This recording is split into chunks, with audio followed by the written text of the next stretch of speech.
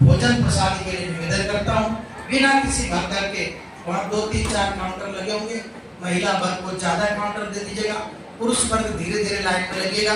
और कुछ विशिष्ट अधिकारी वर्ग यहाँ आया हुआ है, पत्रकार वर्ग यहाँ आया हुआ है, विशिष्ट जन है, वो प्रशासनिक भवन है। मैं अपने कार्यकर्ताओं से चाहूंगा कि वह सबकी व्यवस्था सुनिश्चित करने का कष्ट करें।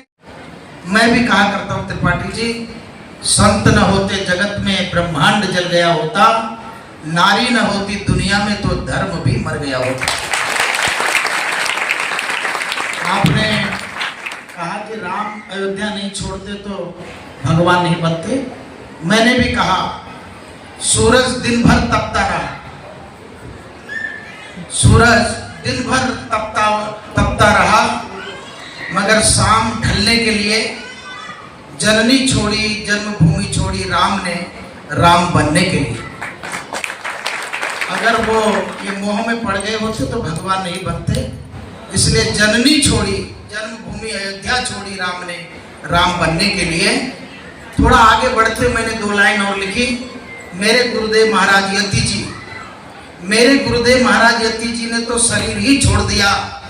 लोगों ने पूछा किस लिए, मैंने कहा आप्त काम बनने के लिए। अगली कड़ी में मैंने स्वयं के लिए लिखा, भवानी नंदन तुमने भी ऐसा ही कुछ छोड़ा, घर भी छोड़ा, बहुत कुछ छोड़ा। भवानी नंदन तुमने भी कुछ ऐसा ही छोड़ा। लोग पूछते हैं किस लिए, मैं उत्तर दिया करता हूँ, केवल और केवल निष्काम बनने के लिए। निष्काम। आइए आज का ये वक्तव्य का क्रम हम लोग धीरे धीरे हमारे मंच पर भी समर्थक नहीं थे। हाँ, कर्ण समर्थन कर रहा था, दुशासन नंगा कर रहा था और दुर्योधन नंगा करा रहा था। और सबसे पहले सरसैया पर कौन लिटाया गया?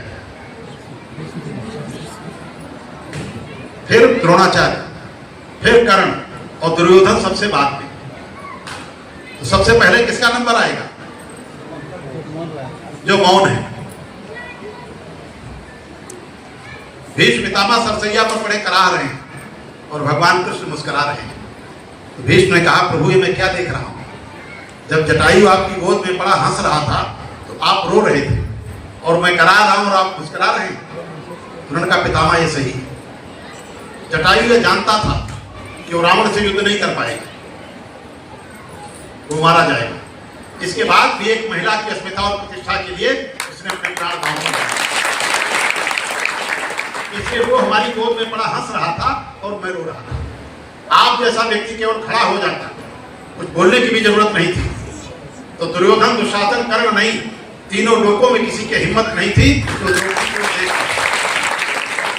तो द्रौपदी नंगी की जा रही थी और आप सब झुकाए बैठे थे। क्यों? क्योंकि आपको प्रतिज्ञा ज्यादा प्रिय थी, सत्य और न्याय नहीं। इसलिए वो हमारी गोद में पड़ा हंस रहा था और मैं रो रहा था, और आप करा रहे हैं तो मुझे हंसी आ रही।